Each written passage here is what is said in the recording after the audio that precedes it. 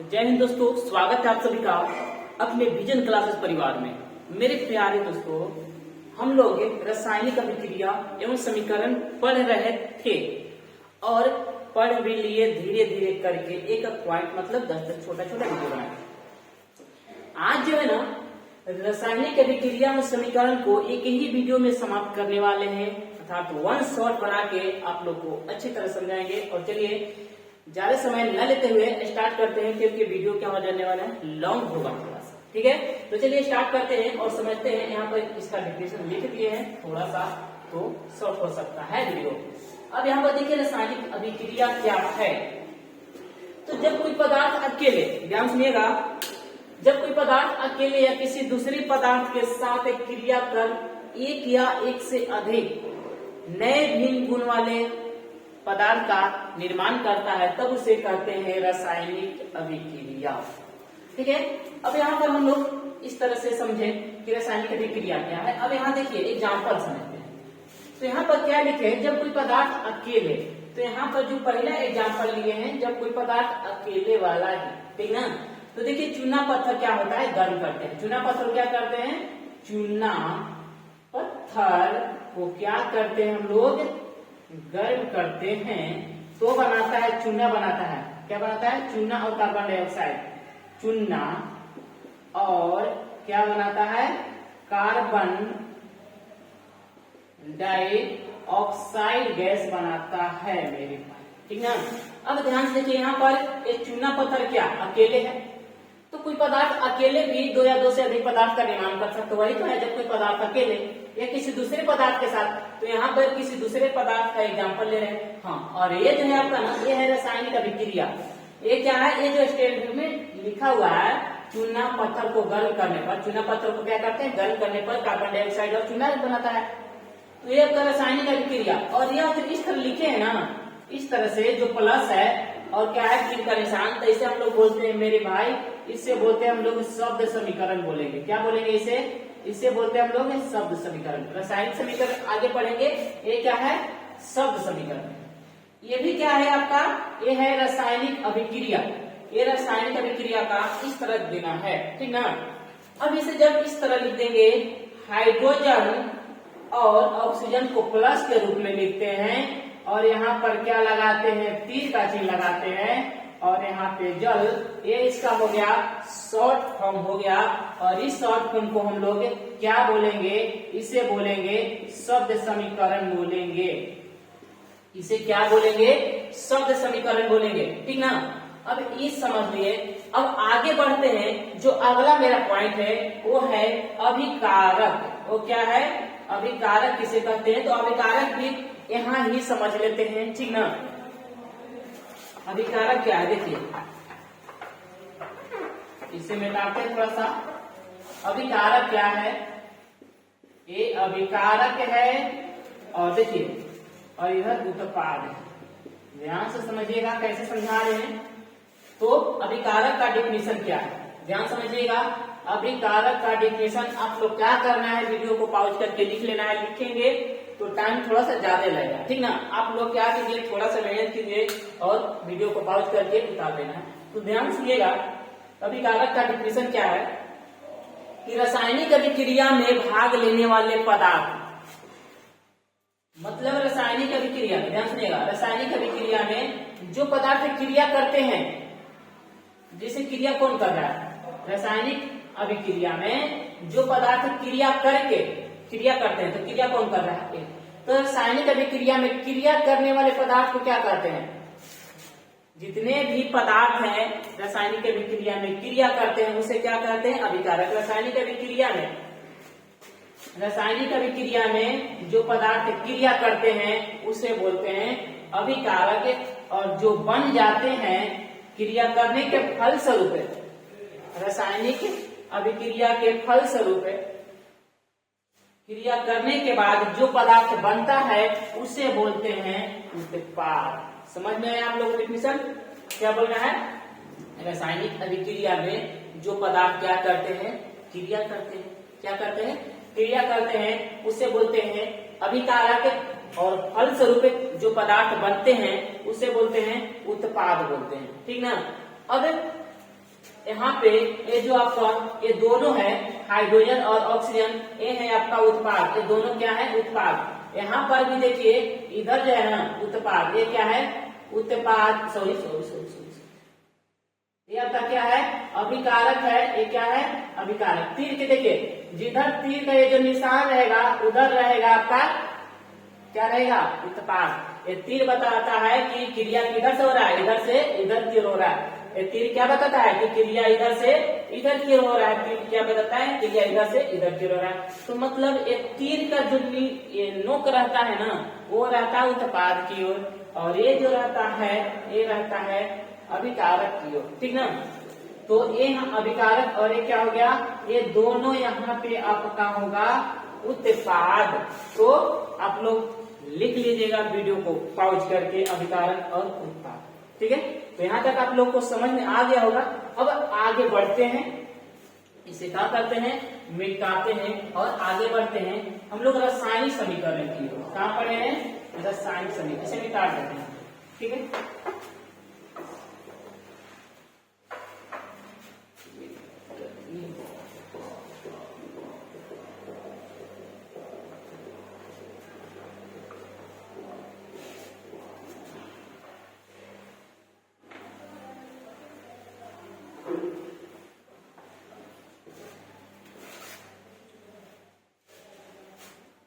एक मिनट मिटाने में आपको टाइम लग रहा है थोड़ा सा।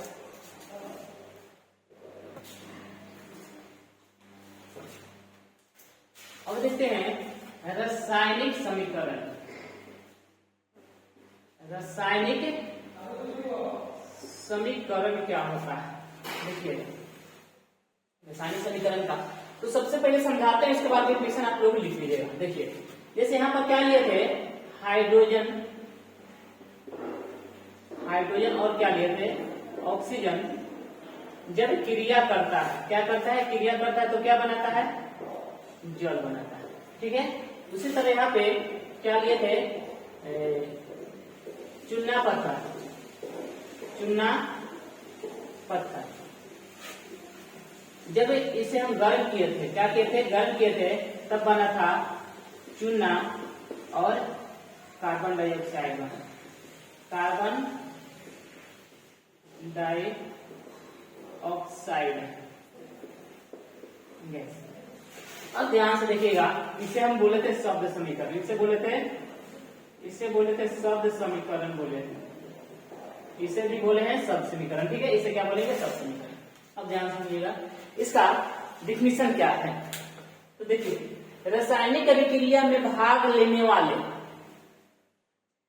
प्रत्येक तत्वों को, रासायनिक अभिक्रिया में भाग लेने वाले प्रत्येक तत्व को जब उनके सूत्रों एवं संकेतों के द्वारा दर्शाया जाता है तब उसे कहते हैं रासायनिक समीकरण। एकदम सिंपल सा डिफिनेशन है कि रासायनिक अभिक्रिया में भाग लेने वाले पदार्थों को जब उसके सूत्रों एवं संकेतों के द्वारा दर्शाया जाता है तब उसे कहते हैं रासायनिक समीकरण, ठीक है ना।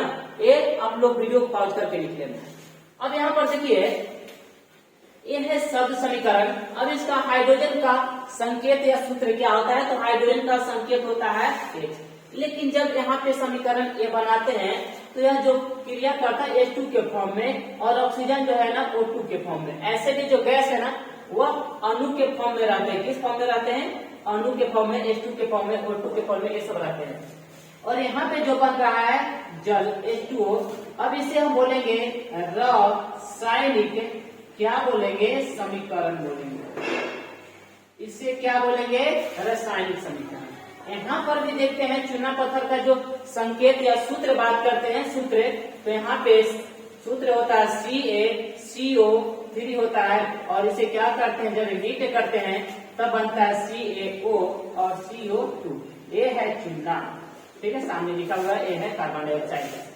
तो यहाँ पर क्या देख रहे हैं इसका सूत्र लिखा हुआ है, इसका सूत्र लिखा हुआ है, इसका सूत्र। और जो रासायनिक समीकरण जो है ना एक रासायनिक अभिक्रिया का संक्षिप्त रूप है, तो इसका ऐसे भी डिफिनेशन दिया जाता है कि रासायनिक अभिक्रिया के संक्षिप्त रूप को रासायनिक समीकरण कहते हैं। इसका देखिए रासायनिक अभिक्रिया क्रिया का संक्षिप्त जो रूप होता है ना, संक्षिप्त रूप को क्या कहते हैं? रासायनिक समीकरण कहते हैं, रासायनिक समीकरण कहते हैं। ठीक ना? तो ये भी डेफिनेशन आप लोग दे सकते हैं कि रासायनिक अभिक्रिया का संक्षिप्त निरूपण क्या कहलाता है? रासायनिक समीकरण कहलाता है। और यहाँ तक आप लोग को समझ में आ गया होगा, कोई भी डाउट नहीं होगा, तो आप लोग इस बार नोट कीजिए और आगे हम लोग बढ़ते हैं। अब यहाँ पर देखते हैं तो रासायनिक समीकरण दो प्रकार के होते हैं, इसे मिटाते हैं। ठीक ना? रासायनिक समीकरण ध्यान सुनिएगा, रासायनिक समीकरण कितने प्रकार के होते हैं? दो प्रकार के।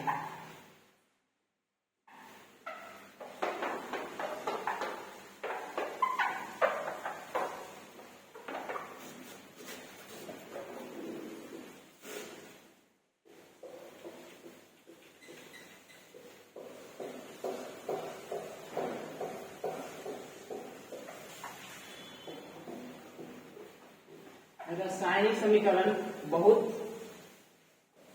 दिक्कत होने लगा। देखिए, अब रासायनिक समीकरण कितने प्रकार के होते हैं? दो प्रकार के। ठीक है, कितने प्रकार के होते हैं रासायनिक समीकरण? दो प्रकार के होते हैं। पहला जो है ना, वो है संतुलित रासायनिक समीकरण, संतुलित रासायनिक समीकरण। और दूसरा है असंतुलित रासायनिक समीकरण, असंतुलित रासायनिक समीकरण। और इससे मेरे भाई, इसे एक और नाम है कंकाली रासायनिक समीकरण। इसका एक और नाम है कंकाली रासायनिक समीकरण। ठीक है, इसे एक और नाम क्या है? कंकाली रासायनिक समीकरण कहते हैं। तो अब हम इसे पहला को समझते हैं और संतुलित रासायनिक समीकरण क्या होता है, ध्यान से देखिएगा। ठीक ना? तो देखिए यहाँ पे क्या है संतुलित रासायनिक समीकरण। तो देखिए, तो संतुलित रासायनिक समीकरण में जो होता है, जो भाग लेते हैं पदार्थ रासायनिक अभिक्रिया में, जो अभिकारक होते हैं और उत्पाद होते हैं। अभिकारक एवं उत्पाद, ध्यान से देखे थे कि रासायनिक समीकरण में क्या होता है, एक तरफ अभिकारक होता है, एक तरफ क्या होता है? उत्पाद। तो इसका डिफिनेशन किस तरह देंगे? वैसा रासायनिक समीकरण जिसमें अभिकारकों एवं उत्पादों में प्रत्येक तत्व की परमाणु संख्या समान होती है। देखिए इसका डिफिनेशन, हाँ डिफिनेशन आप लोग लिख लीजिएगा। वैसा रासायनिक समीकरण जिसमें अभिकारक एवं उत्पादों में प्रत्येक तत्व की परमाणु संख्या समान होती है, या दूसरे शब्दों में अभिकारकों एवं उत्पादों के द्रव्यमान संख्या समान होती है। दोनों डिफिनेशन आप लोग लिख सकते हैं। तो देखिए यहाँ पे अभी एक एग्जाम्पल लेते हैं हाइड्रोजन और ऑक्सीजन। यहाँ पर देखते हैं पहला का, यहाँ पे H2 और O2 क्रिया करके क्या बनाया था? OH2O बनाया था। तो ध्यान से देखिएगा, ये है अभिकारक, क्या है? अभिकारक है। ठीक ना? ये क्या है? अभिकारक है और ये है उत्पाद। तो इसमें देखिए हाइड्रोजन की संख्या देखिए, तो हाइड्रोजन की यहाँ पर देखिए, ये H2 का मतलब यहाँ पे हाइड्रोजन परमाणु 2 है। कितने हाइड्रोजन के कितने परमाणु है? 2। तो यहाँ पे 2 है। और यहाँ पर ऑक्सीजन देखिए, तो ऑक्सीजन कितने हैं? 2। उत्पाद में देखिएगा, यह है उत्पाद इधर वाला। तो यहाँ पे हाइड्रोजन कितने दिखाई दे रहे हैं? तो H2 के नीचे है ना, और ऑक्सीजन के नीचे कुछ नहीं दिखाई दे रहा है, तो 1 दिखाई दे रहा है। तो ऑक्सीजन यहाँ पर है 1। ठीक है, अब यहाँ पर देखिए क्या यह संतुलित है? यहाँ पर क्या संतुलित है?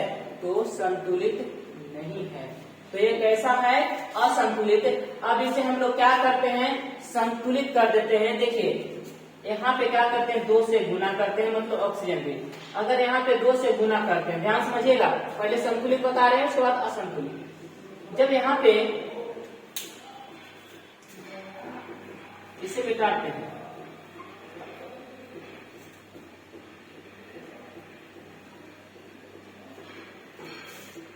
यहाँ 2 से गुना कीजिए और यहाँ पर हम क्या करते हैं 2 से गुना कर देते हैं।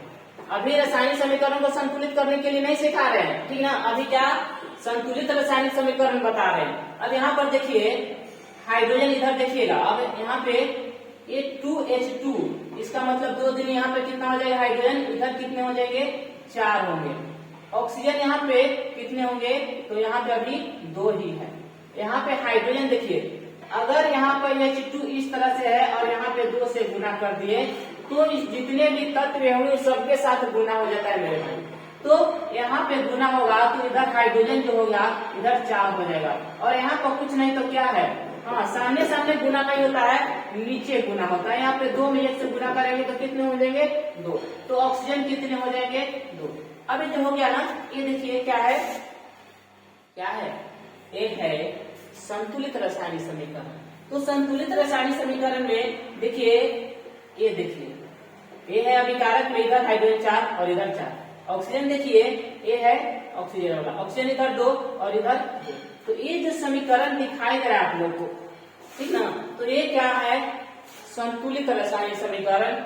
संतुलित रासायनिक समीकरण में दोनों ओर प्रत्येक तत्व मतलब के विकारक के उत्पाद में, यहाँ बोल सकते हैं तीर के इधर और तीर के इधर, तीर के बाईं तरफ और तीर के दाईं तरफ प्रत्येक तत्व की जो परमाणु संख्या होती है वो क्या होती है, समान होती है, तब उसे बोलते हैं संतुलित रासायनिक समीकरण। या एक और डिफिनेशन बोले थे द्रव्यमान संख्या वाला, तो यह द्रव्यमान संख्या देखिए इसका कैसे यहाँ पर देखेंगे, तो ये देखिएगा यहाँ पे हाइड्रोजन कितने हैं, हाइड्रोजन कितने हैं 4, हाइड्रोजन कितने अभिकारक में 4 है, और एक हाइड्रोजन का परमाणु द्रव्यमान कितना होता है 1 होता है, तो 1 गुने आप 4 कर दीजिए, प्लस कीजिए, उसके बाद ऑक्सीजन है, तो ऑक्सीजन यहाँ पर कितने हैं 2, कितने हैं 2, और एक ऑक्सीजन का जो परमाणु द्रव्यमान होता है वो होता है 16।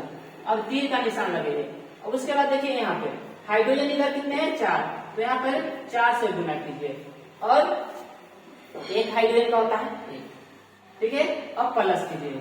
उसके बाद देखिए ऑक्सीजन, ऑक्सीजन कितने हैं 2, तो यहाँ पे 2 से गुना कीजिए, और 2 में और एक ऑक्सीजन का कितना होता है 16, तो यहाँ अब इसे जोड़ दीजिए 4 और 16 दूनी 32, और इधर 4 और 16 दूनी 32, जोड़िए इधर तो इधर 34 और इधर भी 34।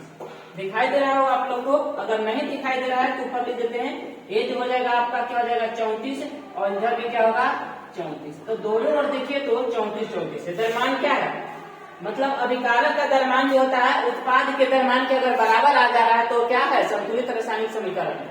अब असंतुलित रासायनिक समीकरण जस्ट इसका उल्टा हो जाता है। देखिए अब इसे क्या करते हैं, मिटाते हैं और असंतुलित देखते हैं। अब असंतुलित रासायनिक समीकरण क्या होता है ये समझते हैं।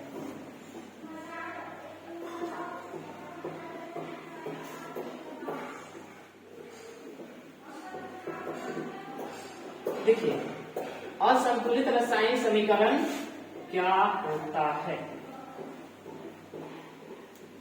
इससे असंतुलित रासायनिक समीकरण में इसका डिफिनेशन अगर लिखिएगा इसका तो वैसा रासायनिक समीकरण जिनमें अभिकारकों एवं उत्पादों में प्रत्येक तत्व की परमाणु संख्या समान नहीं होती। इसमें जो होता है ना प्रत्येक तत्व की परमाणु संख्या क्या होती है, समान होती है। मतलब इसका डिफिनेशन कैसे लिखिएगा, वैसा रासायनिक समीकरण जिनमें अभिकारकों एवं उत्पादों में प्रत्येक तत्व की परमाणु संख्या समान नहीं होती है, मतलब कि असमान होती है। क्या होती है, परमाणु संख्या अभिकारक उत्पादों में परमाणु संख्या क्या होती है, असमान होती है। तो यहाँ पर देखिए अगर यहीं पर अगर H2 और O2 का देखा जाए और H2O, तो यहाँ पर देखेंगे तो हाइड्रोजन इधर 2 होंगे और ऑक्सीजन भी इधर 2 है, और यहाँ पे देखेंगे उत्पाद में तो H2 कितने हैं, हाइड्रोजन कितने हैं 2 और ऑक्सीजन कितने हैं 1, तो हाइड्रोजन इधर 2 है और हाइड्रोजन 2 है, ये तो सही है।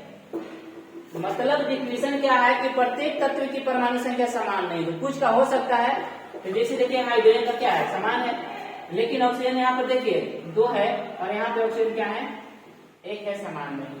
अब इसका द्रव्यमान भी निकालिएगा ना, तो देखिए कैसे, हाइड्रोजन यहाँ पे कितने हैं 2, तो 2 गुने हाइड्रोजन का द्रव्यमान 1 होता है, तो 1 प्लस ऑक्सीजन कि यहाँ पर कितने हैं 2, और एक ऑक्सीजन का 16 होता है तो यहाँ 16 करेंगे और यहाँ पर तीर का निशान लगाना।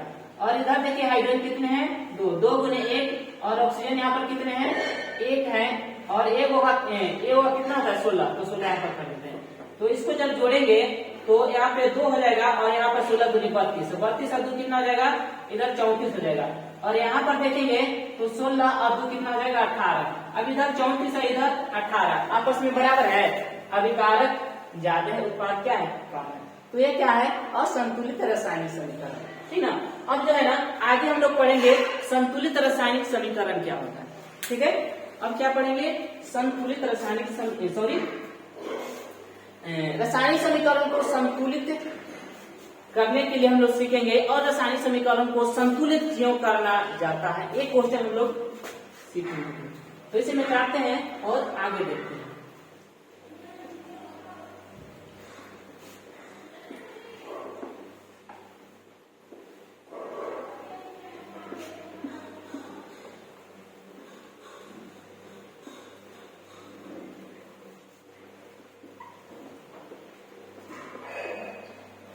अब हम देखेंगे क्या रासायनिक समीकरण को संतुलित कैसे किया जाता है, ठीक है। रासायनिक समीकरण को संतुलित करने के लिए हम लोग सीखेंगे।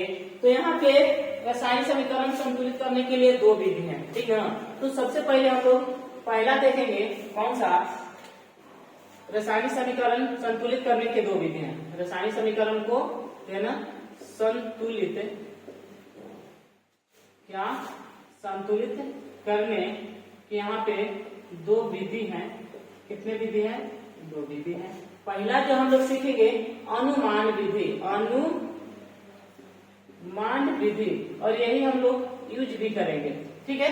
वो जो अगला है दूसरा वो है बीजगणितीय विधि, बीजगणितीय विधि, ठीक है। तो हम लोग पहला देखेंगे और पहला से क्या करेंगे सीखेंगे अनुमान विधि, ठीक है। तो यहाँ पर ध्यान से देखिएगा, पहला एग्जाम्पल हम लेते हैं, जैसे यहाँ पर मैग्नीशियम और ऑक्सीजन, ठीक है। जब मैग्नीशियम ऑक्सीजन से क्रिया करता है तो बनाता है MgO, ठीक है। अब सोचना है, अब देखना है पहले कि इधर अभिकारक में पहले लिख लेते हैं मैग्नीशियम कितने हैं, मैग्नीशियम है 1 और ऑक्सीजन कितने हैं, इधर देखेंगे तो इधर मैग्नीशियम कितने हैं 1 और ऑक्सीजन कितने हैं 1। अब यहाँ पर मैग्नीशियम क्या है समान है, और ऑक्सीजन यहाँ पे 2 गुना, और यहाँ पर क्या है 1 है। ऑक्सीजन को हमको क्या करना है संतुलित करना है। अगर ध्यान से देखिएगा ऑक्सीजन इधर 2 है, अगर यहाँ पे 2 से गुना कर देते, कहाँ पे यहाँ पे 2 से, तो ध्यान से समझिएगा मेरे भाई, अगर 2 से गुना कीजिएगा तो सब के साथ गुना हो जाता है, 2 के साथ गुना कीजिएगा तो क्या होता है सब के साथ गुना हो जाता है। तो देखिए पहले मैग्नीशियम 1 था, अब जब गुना किए तो मैग्नीशियम 2 हो जाएगा, ऑक्सीजन तो 2 हो जाएगा, ऑक्सीजन कितना हो गया 2, और मैग्नीशियम कितना हो गया 2। अब ध्यान समझना है, हम ऑक्सीजन को 2 गुना किए तो मैग्नीशियम भी क्या हो गया 2 गुना, तो जो लगले यहाँ पे हुआ मैग्नीशियम, तो मैग्नीशियम को फिर इधर देखना है कि मैग्नीशियम किधर कितना है, तो मैग्नीशियम इधर कितने हैं 1। अब यहाँ पर क्या करना है 2 से गुना कर देंगे, अब ये क्या हो गया संतुलित हो जाएगा। देखिए यहाँ पे अब दोनों तरफ मैग्नीशियम इधर कितने हो गए 2, ऑक्सीजन यहाँ पर कितने हैं 2, मैग्नीशियम इधर कितने हैं 2, ऑक्सीजन कितना है 2। तो इस तरह से हम लोग क्या करते हैं संतुलित करते हैं। अगला एग्जाम्पल लेते हैं और 2-4 एग्जाम्पल से आप लोग को बहुत अच्छे तरीके से समझा देंगे अनुमान विधि से कैसे होता है, ठीक ना। अब देखिए यहाँ पे कैल्शियम कार्बोनेट कर लेते हैं CaCO3, इसे जब क्या करते हैं गर्म करते हैं तो क्या बनता है CaO और बनता है CO2। अब ध्यान से देखिएगा संतुलित है क्या, तो यहाँ पर देखिए सबसे पहले देखना है कि संतुलित है कि नहीं। तो इधर कैल्शियम कितने हैं 1 और कार्बन इधर 1 है, ऑक्सीजन कितने हैं 3। इधर देखेंगे तो कैल्शियम कितने हैं 1, यहाँ पर देखें कैल्शियम कितने हैं 1। ऑक्सीजन देखेंगे तो ऑक्सीजन यहाँ भी है और ऑक्सीजन यहाँ भी है, ठीक है। तो ऑक्सीजन यहाँ पर कितने हैं तो 1 यहाँ 2 यहाँ मतलब 3 है। कार्बन कितने हैं एक। अब ध्यान से देखिए तो क्या है, संतुलित है, तभी से संतुलित नहीं करना है, ठीक है। अब जो संतुलित है उसे संतुलित नहीं करना है, तो ये क्या है, संतुलित है, इसे मिटाते हैं। अब एग्जाम्पल लेते हैं, देखिए थोड़ा एक बड़ा सा एग्जाम्पल लेने की कोशिश करते हैं। बड़ा सा एक एग्जाम्पल देखते हैं।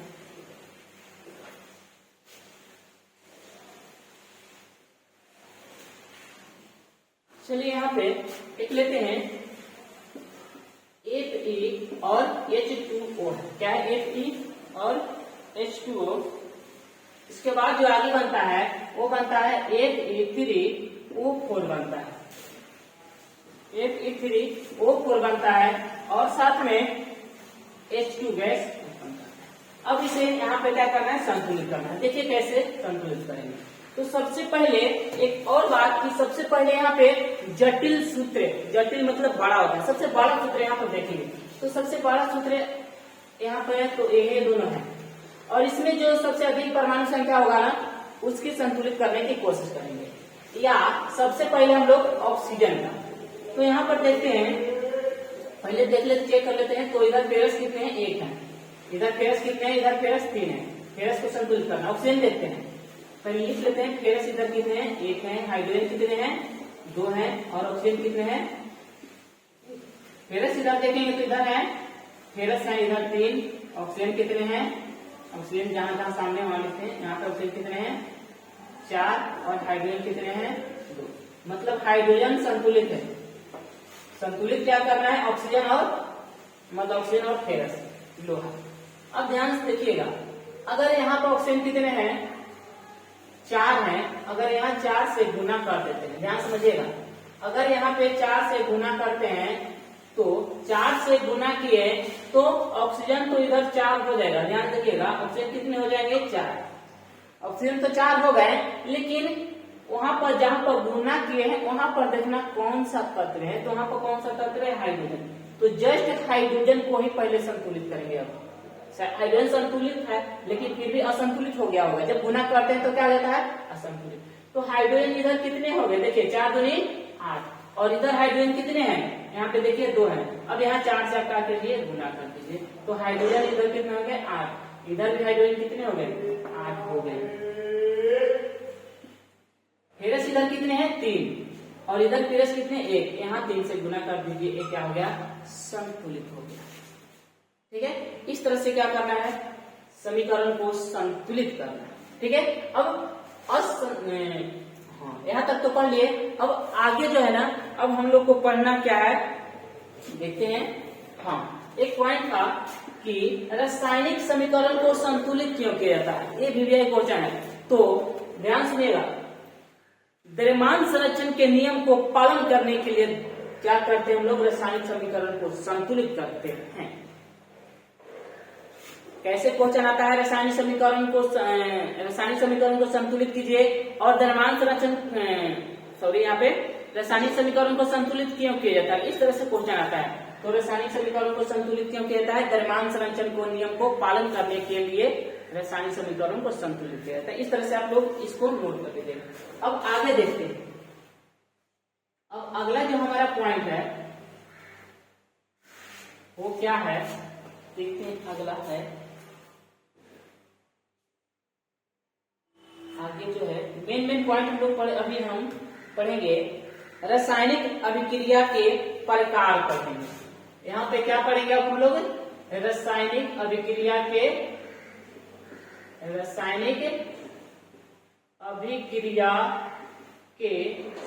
प्रकार। रासायनिक अभिक्रिया के प्रकार, ऐसे बहुत सारे रासायनिक अभिक्रिया के प्रकार हैं, और यहाँ पे हम सबसे पहले जो पढ़ेंगे 2 महत्वपूर्ण है, एक है संयोजन और दूसरा है वियोजन। सबसे पहला पढ़ते हैं संयोजन।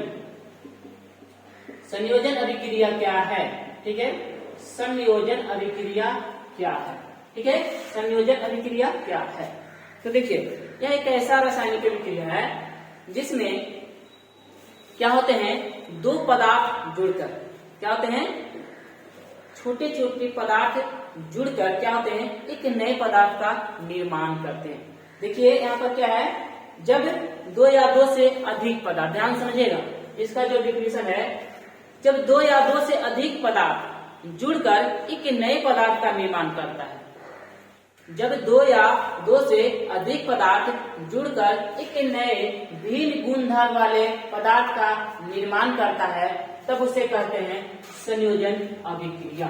जब दो या दो से अधिक पदार्थ, ध्यान समझिएगा, जब दो या दो से अधिक पदार्थ, तो यहाँ पर हाइड्रोजन लेते हैं H2 और ऑक्सीजन, यहाँ पर कितने हैं, दो पदार्थ, ये जब जोड़ते हैं तो क्या बनते हैं, H2। यह इसका क्या है एग्जाम्पल। यहाँ पर लेते हैं कार्बन और ऑक्सीजन, तो यहाँ पे जो बनते हैं CO2। यहाँ पर लेते हैं मैग्नीशियम और लेते हैं ऑक्सीजन, तो यहाँ पे बनता है MgO। तो ये यहाँ पर क्या देते हैं, यहाँ पे छोटे छोटे पदार्थ जुड़कर एक नए पदार्थ का निर्माण करता है। ठीक है, अब आगे देखते हैं, अगला जो है ना हमारा वो है वियोजन अभिक्रिया। ये समझ में आया कि संयोजन अभिक्रिया क्या है, कि जब दो या दो से अधिक पदार्थ, जब दो या दो से अधिक पदार्थ जुड़कर एक नए भिन्न गुण वाले पदार्थ का निर्माण करता है तब उसे कहते हैं संयोजन अभिक्रिया। अब अगला जो है ना वो है वियोजन अभिक्रिया। इसे क्या करते हैं, मिटाते हैं। अब अगला क्या है, वियोजन अभिक्रिया। वियोजन, वियोजन, वियोजन अभिक्रिया क्या है, तो वियोजन को हम लोग अपघटन भी बोलते हैं। क्या बोलते हैं, अपघटन। ठीक है, वियोजन क्या बोलते हैं, अपघटन भी बोलते हैं। तो यहाँ पर क्या होता है, एक पदार्थ टूटकर, ध्यान समझिएगा, एक वैसी रासायनिक अभिक्रिया जिसमें एक पदार्थ क्या होता है, जब एक पदार्थ टूटकर दो या दो से अधिक भिन्न गुण वाले पदार्थ का क्या करता है, निर्माण करता है। जैसे यहाँ पर देखिएगा क्या लिए थे, कैसे, हाँ, CaCO3। तो जब CO3 को क्या किए थे, हीट किए थे, क्या किए थे, गर्म किए थे, तो क्या बना था, CaO और CO2 बना था। तो ये जो उदाहरण है, किसका उदाहरण है, यह है वियोजन अभिक्रिया का। उसी तरह से अगर बात करते हैं H2O का, तो H2O को जब हम क्या करते हैं, विद्युत धारा देते हैं, क्या करते हैं, विद्युत धारा देते हैं, तो यह भी H2 और O2 में क्या होता है, टूट जाता है। तो यह क्या है, वियोजन अभिक्रिया। वियोजन अभिक्रिया में क्या होता है कि एक पदार्थ टूट जाता है। वियोजन अभिक्रिया, वियोजन, अपघटन, टूटना। वियोजन मतलब जैसे ही नाम आए, वियोजन मतलब टूटना। एक पदार्थ क्या होता है, टूटकर नए पदार्थ का निर्माण करता है, उसे कहते हैं वियोजन अभिक्रिया कहते हैं। ठीक है, तो यह हो गया वियोजन अभिक्रिया। अब वियोजन अभिक्रिया के कुछ टाइप्स हैं। जैसे अगर वियोजन अभिक्रिया यहाँ पे क्या दे रहे हैं, विद्युत धारा से करवाए हैं, यहाँ पर क्या किया, हीट दिए हैं तो टूट गया है। उसी तरह से प्रकाश देते हैं तो क्या होता है, टूट गया रहता है। तो यहाँ पर देख रहे हैं कि एक प्रकाश रासायनिक विद्युत धारा, मतलब कि इसे हम लोग वैद्युत अपघटन अभिक्रिया कहते हैं। देखिए इसे हम क्या बोलते हैं, वियोजन अभिक्रिया के टाइप हो जाते हैं। देखिए यहाँ पे तो सबसे पहला जो है ना, वियोजन अभिक्रिया के अगर प्रकार देखें, ठीक है, तो पहला देखते हैं उष्मीय वियोजन। पहला क्या, उष्मीय वियोजन। उष्मीय वियोजन क्या होता है, तो यहाँ पर क्या देखे थे कि CaCO3 जब इसे क्या किए थे, हीट किए थे, तो यहाँ पर CaO और क्या बना था, CO2। तो यहाँ पर वैसी रासायनिक अभिक्रिया जो उष्मा के द्वारा, वैसी वियोजन अभिक्रिया जो उष्मा के द्वारा कराई जाती है, उष्मा के द्वारा क्या होती है, कराई जाती है, उसे बोलते हैं उष्मीय वियोजन अभिक्रिया। दूसरा जो है वैद्युत अपघटन अभिक्रिया। क्या है, वैद्युत अपघटन अभिक्रिया, या अपघटन नहीं, जिसे हम क्या बोलते हैं, वियोजन। ठीक है, तो उष्मीय हो गया। अब वैद्युत अपघटन अभिक्रिया क्या है, तो वैसी वियोजन अभिक्रिया जो विद्युत धारा के द्वारा क्या की है, कराई जाती है। जैसे यहाँ पे अगर H2O है, अब इसे क्या कीजिएगा, इसे हम लोग क्या करते हैं, करंट देते हैं। क्या करते हैं, करंट देते हैं, तो यह H2 और क्या होता है, O2 में टूट जाता है। तो इसे क्या कहते हैं, वैद्युत अपघटन अभिक्रिया, वैद्युत वियोजन। जब वियोजन अभिक्रिया किसके द्वारा, विद्युत धारा के द्वारा कराई जाती है, तब उसे कहते हैं वैद्युत वियोजन अभिक्रिया। ठीक है। अब अगला जो है ना, एक आता है प्रकाश रासायनिक अभिक्रिया आता है, ध्यान देखिएगा। एक आता है प्रकाश रासायनिक अभिक्रिया, इसे मिटाते हैं। अगला क्या है ना, वो है प्रकाश रासायनिक अभिक्रिया। प्रकाश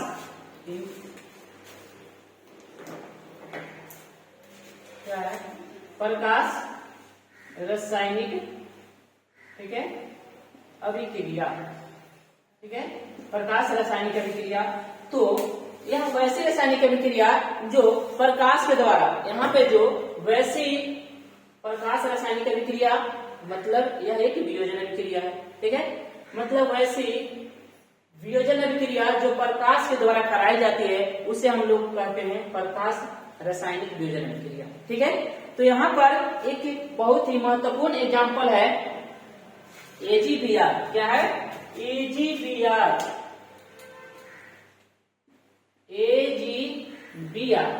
जब इसे क्या करते हैं, प्रकाश देते हैं, क्या करते हैं, प्रकाश देते हैं, तो ये टूट जाता है किसमें, Ag और Br में, ठीक है। Ag और क्या, Br2 में टूट जाता है। अब यहां से जो AgBr टूट जाता है, अब यहां से पॉइंट क्या निकलता है, ध्यान सुनिएगा। वो पॉइंट क्या है कि सिल्वर ब्रोमाइड, ये जो सिल्वर ब्रोमाइड की जो वियोजन अभिक्रिया है, इसका उपयोग हम लोग कहाँ करते हैं, तो ब्लैक एंड व्हाइट फोटोग्राफी में करते हैं। कहाँ करते हैं, ब्लैक एंड व्हाइट फोटोग्राफी में करते हैं, ठीक ना। सिल्वर, ये जो है ना ऑब्जेक्टिव क्वेश्चन BBI है, ठीक है। सिल्वर ब्रोमाइड, क्या, सिल्वर ब्रोमाइड का जो प्रकाश जो वियोजन अभिक्रिया है, सिल्वर ब्रोमाइड का जो वियोजन अभिक्रिया है, उसका हम लोग कहाँ उपयोग करते हैं, ब्लैक एंड व्हाइट फोटोग्राफी में इसका क्या करते हैं, उपयोग करते हैं। अब हम लोग देख लिए क्या क्या, देख लिए वियोजन अभिक्रिया में प्रकाश रासायनिक अभिक्रिया देखे, विद्युत, उसके बाद उसमें वियोजन और वैद्युत। अब जो है ना आगे पॉइंट हमका जो महत्वपूर्ण आता है वो है ऊष्माक्षेपी अभिक्रिया। इसे मिटाते हैं और आगे बढ़ते हैं, ठीक है।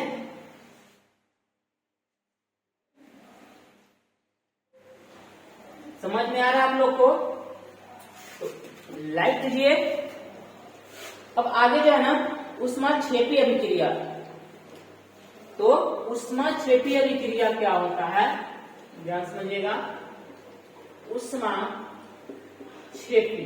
क्या होता है, ऊष्माक्षेपी अभिक्रिया तो ऐसी रासायनिक अभिक्रिया जिसमें क्या होता है, ऊष्मा निकलती है, ऊष्मा का उत्सर्जन होता है।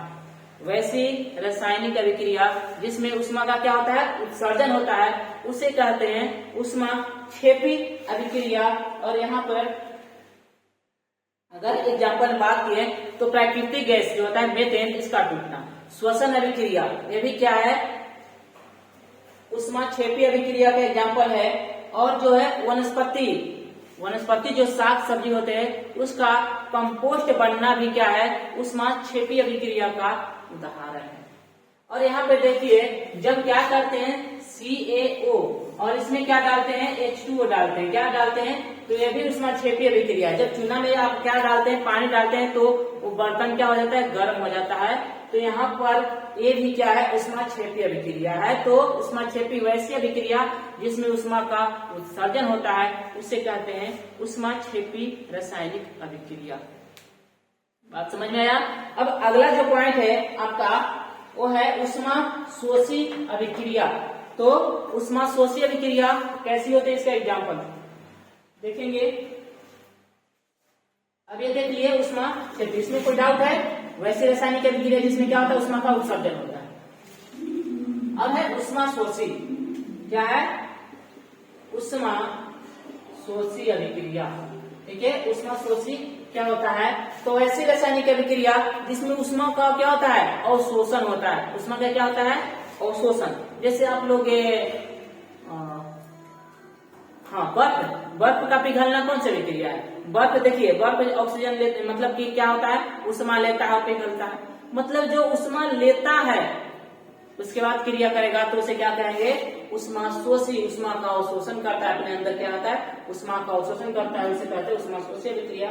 और यहाँ पर एक आपका जो एग्जाम्पल है तो वो है N2 और ये जो O2 है, N2 और O2 जो क्रिया करते हैं यहाँ पे बनाते हैं NO, और यहाँ पे जो आगे उष्मा क्या होता है, उत्सर्जित होता है, माइनस में यहाँ पे लिखते हैं क्या होता है, उष्मा लेता है। क्या होता है, उष्मा लेता है। ये क्या हो गया, उष्मा शोषी रासायनिक अभिक्रिया। ठीक है, एक और एग्जाम्पल है वो बड़ा है, ठीक है। तो यहाँ पे उष्मा शोषी अभिक्रिया हो गया। वैसी रासायनिक अभिक्रिया जिसमें उष्मा का क्या होता है, अवशोषण होता है, उसे कहते हैं उष्मा शोषी रासायनिक अभिक्रिया। अब जो आपका जो महत्वपूर्ण पॉइंट है वो क्या है, देखिए सबसे महत्वपूर्ण पॉइंट आता है विस्थापन अभिक्रिया। इसमें क्या आता है, विस्थापन अभिक्रिया। ठीक है, क्या आता है, विस्थापन अभिक्रिया क्या होता है, विस्थापन अभिक्रिया। तो देखिए इसमें क्या होता है कि इसमें वैसी रासायनिक अभिक्रिया जिसमें एक पदार्थ जो होता है किसी दूसरी पदार्थ के विलयन से क्या करता है, विस्थापित कर खुद उसका क्या करता है, स्थान ग्रहण कर लेता है। वैसी रासायनिक अभिक्रिया जिसमें कोई तत्व, ध्यान सुनिएगा और डिफिनेशन लीजिएगा, वैसी रासायनिक अभिक्रिया जिसमें कोई तत्व किसी दूसरे पदार्थ के विलयन से उसको विस्थापित कर खुद उसका क्या करता है, स्थान ग्रहण कर लेता है, उसे कहते हैं विस्थापन अभिक्रिया। जैसे यहाँ पे अगर बात करते हैं F3 और यहाँ पर लिए हैं H2SO4, ठीक है। और इसे समझने के लिए यहाँ पे सबसे पहले अभिक्रियाशील तत्व को जानना बहुत जरूरी है।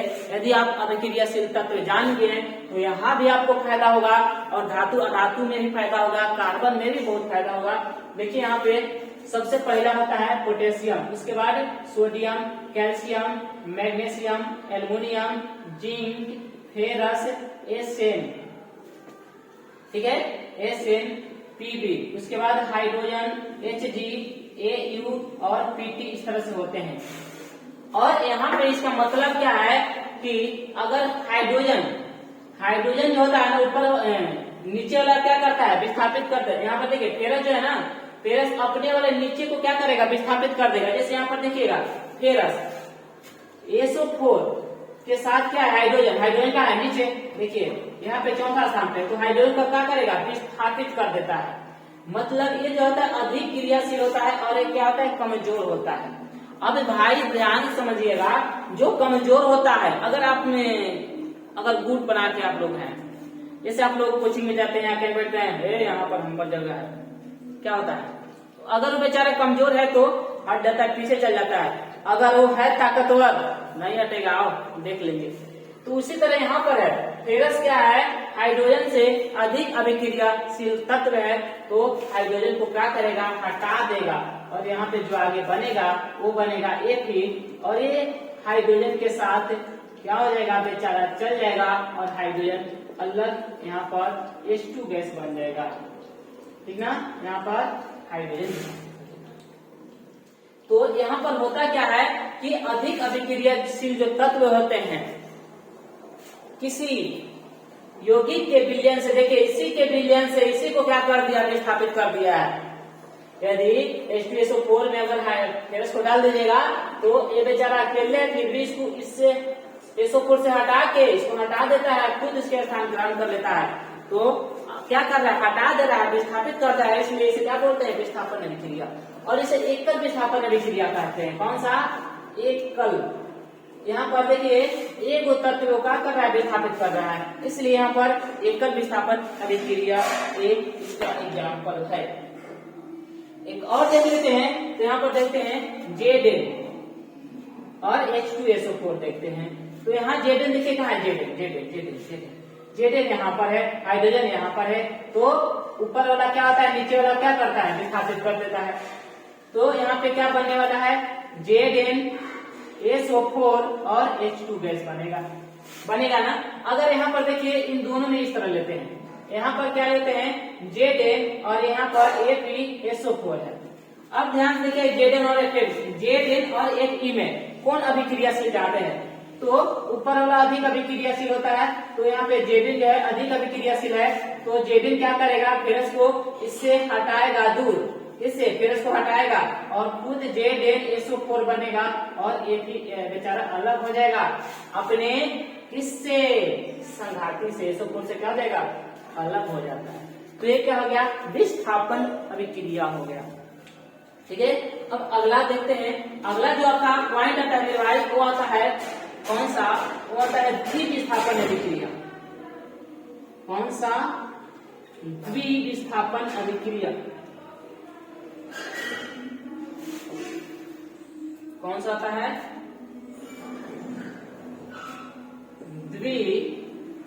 द्विविस्थापन अभिक्रिया। द्विविस्थापन अभिक्रिया क्या होती है, तो यहाँ पर इसका डिफिनेशन कैसे लिखना है, वैसा रासायनिक अभिक्रिया जिनमें दो पदार्थ अपने आयनों का, ध्यान सुनिएगा, वैसी रासायनिक अभिक्रिया जिनमें दो पदार्थ अपने आयनों का अदला बदली कर नए भिन्न गुण वाले पदार्थ का निर्माण करता है, उसे कहते हैं द्विविस्थापन अभिक्रिया। यहाँ पर क्या होता है कि दो पदार्थ अपने आयनों का अदला बदली करके भिन्न, मतलब दो या दो से अधिक पदार्थ का क्या करता है निर्माण करता है। यहाँ पर देखिए इसका एग्जाम्पल, तो यहाँ पर है सोडियम सल्फेट।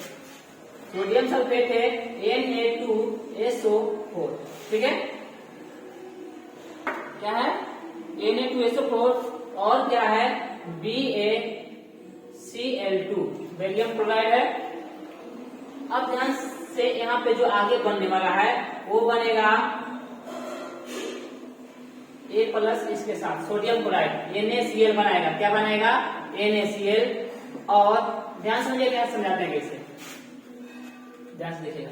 A है प्लस और A है प्लस, A माइनस और A है माइनस, तो ये जो इसका जो प्लस होगा इस माइनस के साथ यौगिक बनाएगा और इसका जो माइनस होगा इस प्लस के साथ क्या करेगा यौगिक बनाएगा।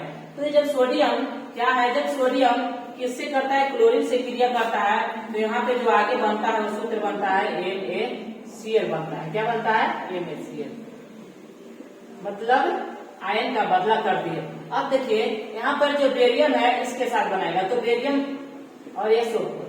ठीक है, बेरियम की संरचना 2 होता है और SO4 की संरचना 2, 2 से 2 कैंसिल, तो यहाँ पे जो आगे बनने वाला है क्या बनता है BaSO4 बनता है, तो बेरियम सल्फेट। तो इस तरह से क्या हो रहा है, यहाँ पर आयनों का अदला बदली हो जा रहा है। मतलब सोडियम सल्फेट जो है ना, ये अपना SO4 को किसको दे दिया है, बेरियम को दे दिया है, और जो बेरियम सल्फेट जो एक माइनस वाला है इसको दे दिया है, प्लस वाला सोडियम को दे दिया है। तो यहाँ पर आपस में क्या करते हैं, अपने आयनों का अदला बदली करके एक नए यौगिक का क्या करता है निर्माण करता है। एक नहीं, एक से अधिक यौगिक का क्या करता है निर्माण करता है। तो यह आपका क्या हो गया द्विविस्थापन अभिक्रिया होता है। अब अगला आपका जो पॉइंट है देखते हैं यहाँ पे अवक्षेपण अभिक्रिया। अब यहाँ पे आपका पॉइंट आता है अवक्षेपण, इसे मिटाते हैं और अवक्षेपण समझाते हैं। अवक्षेपण अभिक्रिया क्या होता है, देखिए वीडियो लंबा देख लेते, टाइम कितना हो रहा है अभी,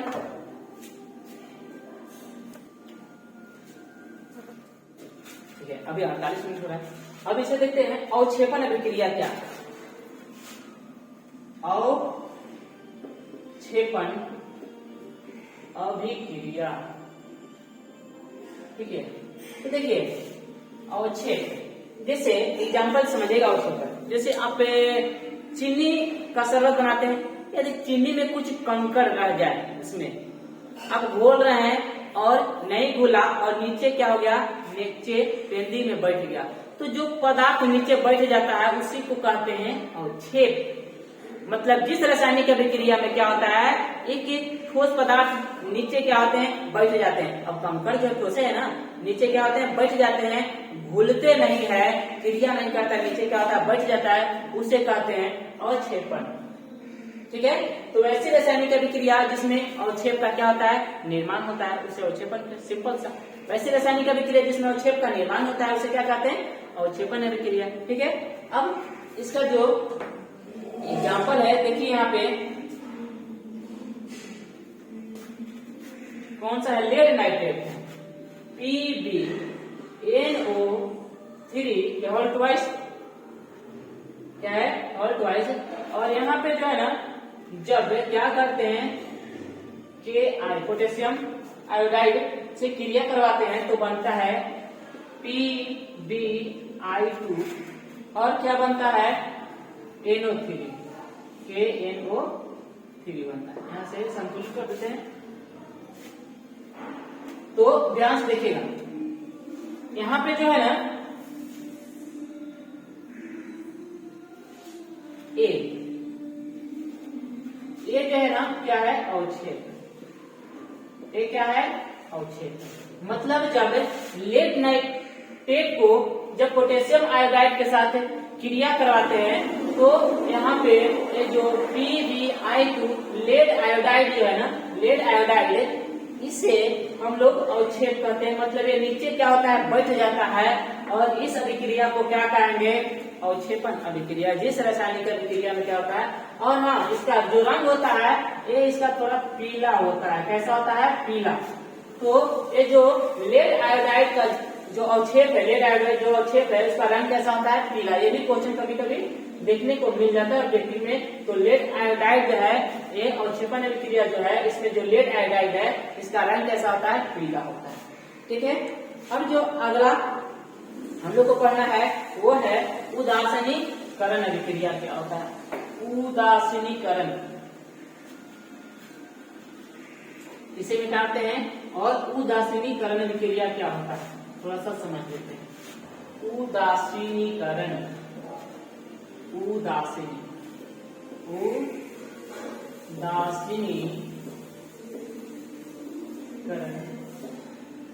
अभिक्रिया चल रहा है, एक मिनट।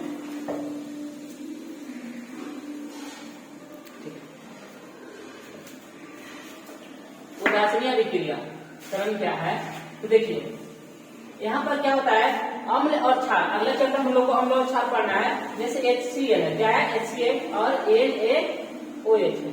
ठीक है। तो जब अम्ल और क्षार ये दोनों ऐसे पदार्थ क्रिया करते हैं, ठीक ना, तो उसे हम बोलते हैं उदासीनीकरण अभिक्रिया। जैसे यहाँ पर देखिए अम्ल और क्षार, और यहाँ पर ये जो ध्यान से देखिएगा, यहाँ पे जो बनेगा आगे, और जो आगे बनने वाला क्या है, NaCl और क्या बनता है, H2O।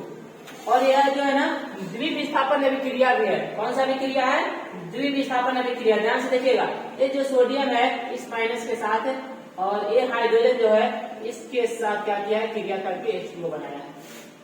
ठीक ना। अब यहाँ पर ये जो है, ये क्या है, अम्ल है। ये क्या है, अम्ल है। और ये क्या है, क्षार। जब अम्ल और क्षार मतलब भस्म आपस में क्रिया करते हैं तो उदासीनीकरण, ये जो आगे बनेगा ये होता है उदासीन। क्या होता है, ये उदासीन होता है। ये उदास है, NaCl भी क्या उदास है, और H2O भी क्या है, उदासीन पदार्थ है। कैसा पदार्थ है, उदासीन।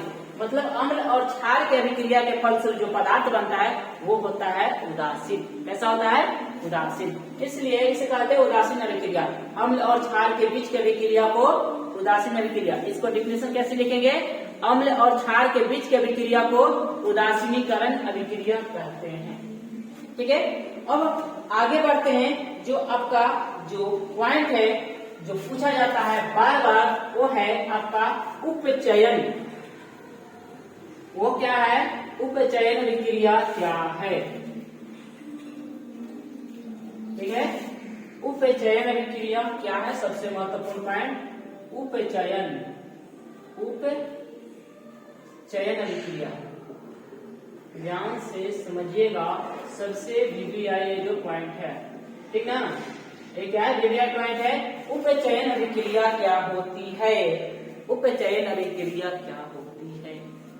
तो वैसी रासायनिक अभिक्रिया जिसमें किसी पदार्थ के साथ ऑक्सीजन का संयोग, हाइड्रोजन का वियोग, ध्यान समझिएगा, यह वैसी रासायनिक अभिक्रिया है जिसमें ऑक्सीजन का क्या होता है, योग होता है, और हाइड्रोजन का क्या होता है, वियोग होता है। मतलब कमी होता है, मतलब ह्रास होता है, ठीक ना। ध्यान समझिएगा, ऐसी रासायनिक अभिक्रिया जिसमें किसी पदार्थ के साथ, किसी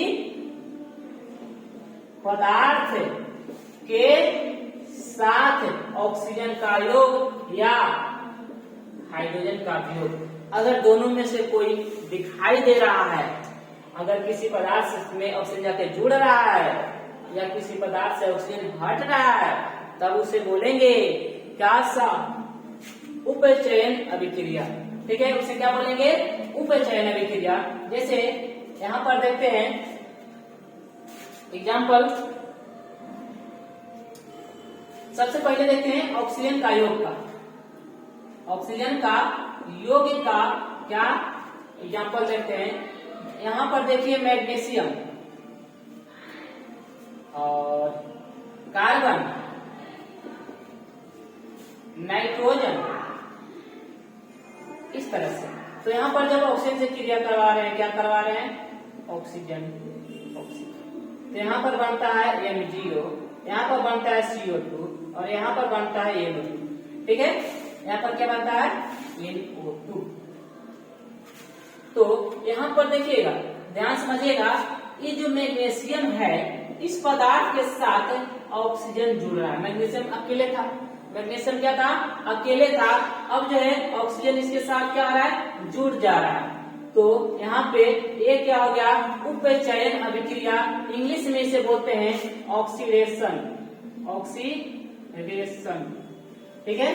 इसे क्या बोलते हैं, ऑक्सीडेशन रिएक्शन। मतलब उपचयन अभिक्रिया क्या होती है, वैसे अभिक्रिया जिसमें किसी पदार्थ के साथ ऑक्सीजन का क्या होता है, योग होता है। ऑक्सीजन का क्या होता है, यहाँ मैग्नीशियम के साथ ऑक्सीजन का योग हो रहा है। यहाँ पर देखिए कार्बन क्या है, अकेले, कार्बन सिंगल है। अब कार्बन के साथ ऑक्सीजन क्या हो रहा है, जुड़ रहा है, तो क्या बना रहा है, कार्बन डाइऑक्साइड बना रहा है। नाइट्रोजन यहाँ पर अकेले है, अब ऑक्सीजन इसके साथ क्या हो रहा है, जुड़ के क्या बना रहा है, NO2 बना रहा है। अब यहाँ पर जो समझना है सबसे जरूरी बात है कि यहाँ पे उपचयित पदार्थ क्या होता है। एक सबसे महत्वपूर्ण पॉइंट आता है उपचयित पदार्थ, उपचयित पदार्थ। ध्यान समझिएगा, जिस पदार्थ में ऑक्सीजन का संयोग होता है उसका उपचयन होता है। यहाँ पे इसको थोड़ा मिटाते हैं, इसको क्या कहते हैं, देखिएगा यहाँ पर Mg का, किसका, Mg का उपचयन हो रहा है। Mg का क्या हो रहा है, उपचयन हो रहा है। तो Mg का उपचयन किसमें हो रहा है, Mg क्या बन रहा है, तो Mg का उपचयन MgO में हो जा रहा है। Mg का क्या हो रहा है, किसका उपचयन हो रहा है, यहाँ पे Mg का उपचयन हो रहा है। किसका उपचयन हो रहा है, Mg, क्योंकि Mg के साथ क्या हो रहा है, जुड़ रहा है, तो Mg का उपचयन हो रहा है। और जिसका उपचयन होता है वह उपचयित पदार्थ भी कहलाता है, और यह उपचयित पदार्थ भी कहलाएगा। यहाँ पर मैग्नीशियम क्या हो गया, उपचयित पदार्थ हो गया, ठीक है। अब हाइड्रोजन वाला देखते हैं किसका, उसके बाद हम एक साथ अच्छी तरह से समझाएंगे। देखिएगा, इसे मिटाते हैं जी।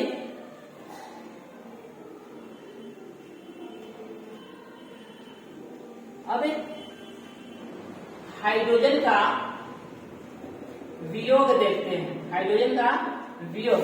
अब यहाँ पर एग्जांपल देखते हैं, जैसे H2S क्या है, H2S है और यहाँ पर Cl2 है, क्या है, H2S।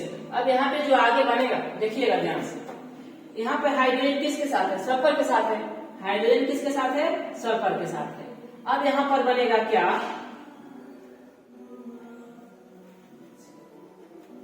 HCl। यहाँ पर क्या बनेगा, HCl बनेगा और यहाँ पे सल्फर अलग हो जाएगा। तो ध्यान से देखिएगा, पहले जो है ना यहाँ पे H2S से क्या बना है, HCl बना है। सल्फर बेचारा अलग हो गया, तो H2S से ये टोटल पदार्थ को मानेंगे, ये H2S से S अलग हो गया, मतलब यहाँ हाइड्रोजन क्या हो गया, हाइड्रोजन क्या हो गया, विस्थापित होके किसके साथ चल गया, क्लोरीन के साथ चल गया। हाइड्रोजन किसके साथ चल गया, क्लोरीन के साथ। देखिए पहले क्लोरीन क्या था, अकेले था, क्या था, क्लोरीन क्या था, अकेले था। हाइड्रोजन किसके साथ चल गया, क्लोरीन के साथ। किसको छोड़ के चल गया, सल्फर को। तो यहाँ पे जो है ना, ये इसका उपचयन हो रहा है, H2S का उपचयन, उपचयन हो रहा है। क्या हो रहा है, उपचयन। H2S का क्या हो रहा है, उपचयन। H2S से हाइड्रोजन छोड़ के चल जा रहा है, तो H2S का उपचयन हो रहा है। किसमें हो जा रहा है, तो सल्फर में हो जा रहा है। क्या बन रहा है, ठीक है। तो यहाँ पे क्या हो रहा है, H2S का क्या हो रहा है, उपचयन। अब यहाँ पर ये जो है ना उपचयित पदार्थ है, ये क्या है, उपचयित पदार्थ है। जिसका उपचयन होता है वो क्या होता है, उपचयित पदार्थ कहलाता है, ठीक है। तो यहाँ पर देखिए ऑक्सीजन का योग, मतलब जिस पदार्थ में ऑक्सीजन का योग होता है या जिस पदार्थ से ऑक्सीजन का हटता है, तो उसे हम लोग उपचयित पदार्थ कहते हैं और इस अभिक्रिया को उपचयन कहते हैं, ठीक है। अब जो अगला है उपचयन या ऑक्सीकरण, हिंदी में इसे एक और नाम है ऑक्सीकरण। क्या है, ऑक्सीकरण है, क्या है, ऑक्सीकरण। अब इसे मिटाते हैं और आगे बढ़ते हैं। अगला जो है आपका वो है अपचयन। अगला जो है वो क्या है, अपचयन।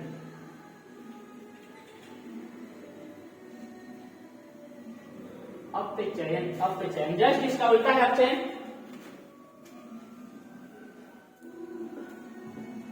अपचयन, अपचयन क्या होता है, ठीक है। अपचयन ध्यान से समझिएगा, अपचयन। अपचयन जब किसी पदार्थ, वैसे रासायनिक अभिक्रिया जिसमें किसी पदार्थ के साथ, यहाँ पे जो होगा ना, किसी पदार्थ के साथ ऑक्सीजन का क्या होता है, वियोग होता है। ऑक्सीजन का क्या होता है, वियोग होता है, या हाइड्रोजन का क्या होता है, वियोग होता है। वहां पर क्या था, ऑक्सीजन का योग हो रहा था, यहाँ पर ऑक्सीजन का वियोग हो रहा है, मतलब क्या हो रहा है, कमी हो रहा है। क्या हो रहा है, कमी हो रहा है। और यहाँ पर उसमें था हाइड्रोजन की कमी, और यहाँ पर हाइड्रोजन का क्या है, योग हो रहा है। जस्ट क्या होता है, उल्टा होता है, ठीक ना। तो यहाँ पर देखिएगा, इसका एग्जाम्पल से हम लोग समझेंगे। डिफिनेशन मायने यहाँ पर नहीं रखता है। उपचयन वैसी रासायनिक अभिक्रिया जिसमें किसी पदार्थ के साथ हाइड्रोजन का योग या किसी पदार्थ से ऑक्सीजन का क्या होता है, कमी होता है, उसे कहते हैं अपचयन रासायनिक अभिक्रिया। अब यहाँ पर देखिएगा, अपचयन में सबसे पहले हाइड्रोजन का संयोग देखते हैं, इसका H2 का संयोग, हाइड्रोजन का संयोग देखते हैं। संयोग मतलब होता है जुड़ना, ठीक है। तो संयोग देख रहे हैं, और यहाँ पर देख रहे हैं H2 प्लस Cl2, एक और है H2 प्लस I2। अब यहाँ पर से ध्यान से देखिएगा, यहाँ पर बनेगा HCl, क्या बनेगा, HCl, और यहाँ पर क्या बनेगा, HN। क्या बन रहा है, HN। अब देखिएगा, अब यहाँ पे क्लोरीन बेचारा अकेले था, क्लोरीन क्या था, अकेले था। क्लोरीन के साथ हाइड्रोजन क्या हो रहा है, जुड़ जा रहा है। तो यहाँ पे इसका उपचयन हो रहा है, तो Cl2 का क्या हो रहा है, अपचयन हो रहा है। मतलब किसमें जुड़ रहा है, जिसमें जुड़ेगा उसी का अपचयन होगा। Cl क्लोरीन का अपचयन हो रहा है किसमें, HCl में। इसी तरह यहाँ पर देखिएगा, आयोडीन के साथ, आई के साथ हाइड्रोजन क्या हो रहा है, जुड़ जा रहा है। यहाँ पर हाइड्रोजन के बारे में बात कर रहे हैं, किसके बारे में, हाइड्रोजन। हाइड्रोजन का संयोग, हाइड्रोजन किसके साथ जुड़ रहा है, क्लोरीन के साथ, जिसके साथ जुड़ेगा उसका अपचयन। और यहाँ पे जो ये अपचयित पदार्थ है, क्या है, अपचयित पदार्थ हो जाएगा, जिसका अपचयन होता है वह अपचयित पदार्थ कहलाता है। जस्ट यहाँ भी, यहाँ पे जो होगा, ये I2 का क्या हो रहा है, अपचयन हो रहा है। और यहाँ पे ये क्या होगा, अपचयित पदार्थ कहलाएगा। क्या कहलाएगा, अगर पदार्थ की बात किया जाए तो I2 को क्या कहेंगे, अपचयित पदार्थ कहेंगे। तो ये हो गया हाइड्रोजन का संयोग। अब देखते हैं ऑक्सीजन का वियोग। समझ में आ रहा है, ठीक है, क्यों में समझ में आएगा, इतने अच्छे समझा रहे हैं, समझ में तो आएगा भी। नहीं समझ में आएगा कमेंट कीजिए, फिर से बनाइएगा आप लोग के लिए, ठीक है। अब यहाँ पर देखते हैं ऑक्सीजन का वियोग। किसका, ऑक्सीजन का वियोग। एग्जाम्पल देखते हैं ऑक्सीजन का, जैसे CuO और यहाँ पर क्या है H2O। तो जब यहाँ पर देते हैं तो क्या बनता है, आगे Cu और H2O बनता है। क्या बनता है, सॉरी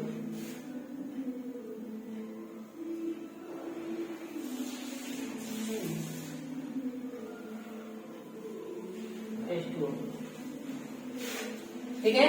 इस तरह से जब कॉपर ऑक्साइड को हाइड्रोजन से क्रिया करवा रहे हैं, किससे, H से क्रिया करवा रहे हैं, तो क्या बन रहा है, इस तरह से, ध्यान से देखिएगा। अब यहाँ पर क्या हो रहा है, कॉपर ऑक्साइड के साथ था ऑक्सीजन। कॉपर ऑक्साइड के साथ क्या था, ऑक्सीजन था। कॉपर ऑक्साइड के साथ क्या था, ऑक्सीजन था। ध्यान सुनिए, कॉपर ऑक्साइड से क्या था, ऑक्सीजन था। कॉपर ऑक्साइड से ऑक्सीजन क्या हो गया, हट गया, तो इसका क्या हो गया, अपचयन, ठीक ना। और यही अपचयित पदार्थ भी कहलाया। यही क्या कहलाया, अपचयित पदार्थ कहलाया, ठीक ना। अब कॉपर ऑक्साइड से ऑक्सीजन हट रहा है, कॉपर ऑक्साइड से ऑक्सीजन हट जा रहा है। देखिए बेचारा कॉपर क्या हो गया, अकेले हो गया, ऑक्सीजन हट गया, तो इसका क्या हो गया, अपचयन, इसलिए अपचयित पदार्थ कहलाया। बात समझ में आया। एक और एग्जाम्पल है, देखते हैं यहाँ पे, यहाँ पर क्या है, एक और एग्जाम्पल Zn। इसको मिटाते हैं थोड़ा सा,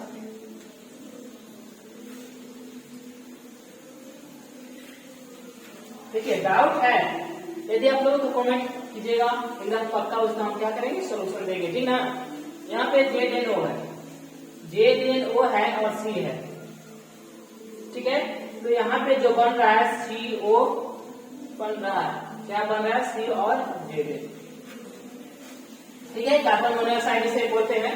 तो यहाँ पर क्या हो रहा है कि ZnO से ऑक्सीजन हट जा रहा है। देखिए बेचारा Zn अलग हो गया, ये Zn है, क्या है, ZnO से Zn अलग हो गया, मतलब इसका क्या हो रहा है, अपचयन हो रहा है। किसका अपचयन हो रहा है, ZnO का अपचयन हो रहा है, Zn का नहीं। तो किसमें हो रहा है, तो Zn में हो जा रहा है। किसमें हो रहा है, Zn में। क्या बन रहा है लास्ट में, Zn बन जा रहा है। तो इस तरह से आपका अपचयन होता है। अपचयन में ध्यान समझिएगा, अपचयन में ऑक्सीजन का वियोग और हाइड्रोजन का क्या होता है, संयोग होता है। ठीक है। अब अगला जो है आपका जो महत्वपूर्ण पॉइंट है मेरे भाई, वो है उपचायक। ध्यान समझिएगा, उपचायक और अपचायक क्या होता है, इसका एक एग्जाम्पल करेंगे हम लोग। इसका एक एग्जाम्पल कौन सा, जैसे Mg और O2 क्या बनता है, MgO बनता है। क्या बनता है, MgO बनता है। अब यहाँ ध्यान से देखिएगा, यहाँ पर मैग्नीशियम, ऑक्सीजन और MgO है। अब यहाँ पर मैग्नीशियम के साथ ऑक्सीजन जुड़ रहा है। ध्यान समझिएगा, जो बता रहे हैं वो बता रहे हैं उपचायक। क्या बता रहे हैं, उपचायक। उपचायक क्या है, तो यहाँ पर मैग्नीशियम के साथ ऑक्सीजन जुड़ रहा है, तो इसका क्या हो रहा है, उपचयन हो रहा है। इसका क्या हो रहा है, उपचयन हो रहा है। किसका, मैग्नीशियम का। मैग्नीशियम के साथ मतलब जिस पदार्थ में ऑक्सीजन क्या होता है, जुड़ता है, उसे क्या कहते हैं, उपचयन। तो अगर यहाँ पर ऑक्सीजन न रहता तो क्या MgO बन पाता, नहीं बनता। मतलब ये जो उपचयन, इसका जो उपचयन हो रहा है किसके कारण, Mg का जो उपचयन हो रहा है वह O2 के कारण हो रहा है। किसके कारण, O2 के कारण हो रहा है। तो जिसके कारण उपचयन होता है वह उपचायक कहलाता है। तो यहाँ पर उपचायक आपका क्या हो जाएगा, ऑक्सीजन क्या हो जाएगा आपका उपचायक। जिसके कारण उपचयन की क्रिया होती है, जिसके कारण उपचयन की क्रिया होती है उसे क्या कहते हैं, उपचायक। फिर से समझिएगा, यहाँ पर मैग्नीशियम है, यहाँ पर ऑक्सीजन है।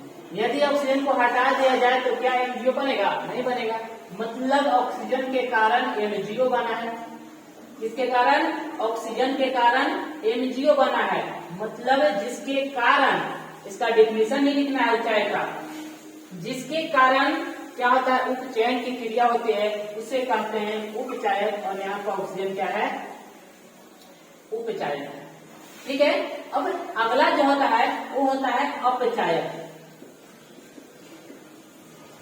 अगला क्या होता है, अपचायक। जैसे यहाँ पर देखते हैं CuO और यहाँ पर है H2। तो यहाँ पर क्या बन रहा है, Cu और H2O बन रहा है, ठीक ना। अब ध्यान से देखिएगा, यहाँ पे कॉपर ऑक्साइड है, कॉपर ऑक्साइड है और यहाँ पर हाइड्रोजन। यदि हाइड्रोजन न रहता, ध्यान समझिएगा, यदि हाइड्रोजन न रहता, यहाँ पर देखिए ऑक्सीजन हट जा रहा है, तो इसका क्या हो रहा है, अपचयन।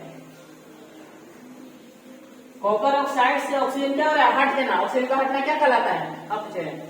ऑक्सीजन का हटना क्या कहलाता है, अपचयन कहलाता है। तो यहाँ पर ऑक्सीजन क्या हो रहा है, हट जा रहा है, तो यह हो रहा है अपचयन। लेकिन किसके कारण, ये हाइड्रोजन के कारण। यदि हाइड्रोजन नहीं रहता तो नहीं होता है। यह अपचयन किसके हो रहा है, हाइड्रोजन के कारण हो रहा है। इसलिए यहाँ पर H2 जो हो जाएगा वो क्या हो जाएगा, अपचायक हो जाएगा। मतलब जिसके कारण अपचयन की क्रिया होती है वह क्या कहलाता है, अपचायक कहलाता है। बात समझ में आया। अब आगे जो आपका जो महत्वपूर्ण पॉइंट है वो है रेडॉक्स अभिक्रिया। सबसे महत्वपूर्ण पॉइंट है, देखिए रेडॉक्स अभिक्रिया क्या होता है। रेडॉक्स अभिक्रिया,